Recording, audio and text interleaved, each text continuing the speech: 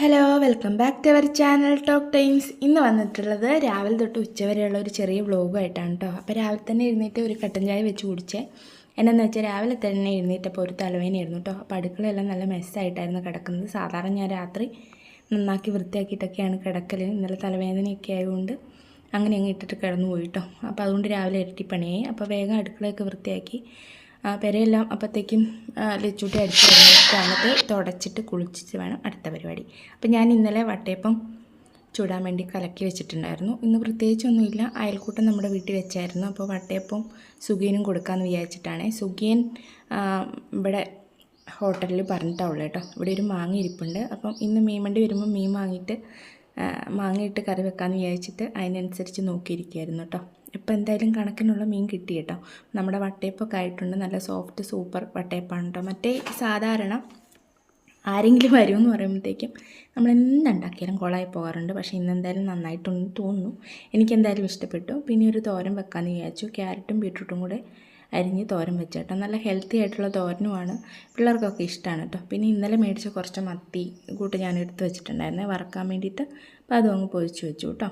അതിന് ശേഷം ഞാൻ പോയി കുളിച്ചായിരുന്നു. അത് കഴിഞ്ഞപ്പോഴത്തേക്കും നമ്മുടെ മീൻ വണ്ടി വന്നപ്പം കിട്ടിയത് നമ്മുടെ കിളിമീനാണ് കേട്ടോ.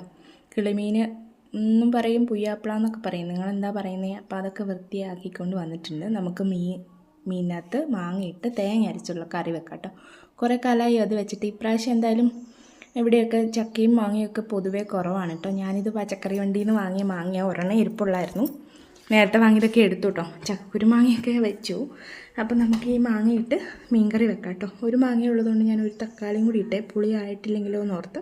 അപ്പം അങ്ങനെ 2 പച്ചമുളകും ഇഞ്ചിയും മാങ്ങയും നമ്മുടെ കറിവേപ്പിലയും ഒരു തക്കാളിയൊക്കെ കൂടി ഇട്ട് അതിൻ്റെ അകത്തേക്ക് ഒരു ശകലം ഉപ്പും മഞ്ഞൾപ്പൊടിയൊക്കെ ഇട്ട് ഒരു ഗ്ലാസ് വെള്ളമൊക്കെ ഒഴിച്ച് നമ്മൾ അടുപ്പിൽ വെക്കും കേട്ടോ.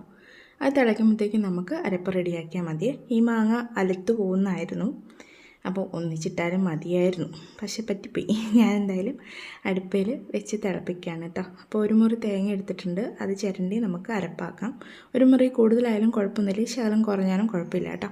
അപ്പോൾ നമ്മുടെ അരപ്പിനകത്ത് ഇടുന്ന മറ്റുള്ള കാര്യങ്ങൾ റെഡിയായാൽ മതി. ഞാനൊരു 1.5 ടേബിൾ സ്പൂണോളം മുളക് പൊടി ഇട്ടു, ശകലം മല്ലിപ്പൊടി ഇട്ടു, പിന്നെ മഞ്ഞൾപ്പൊടി ഇട്ടു കേട്ടോ.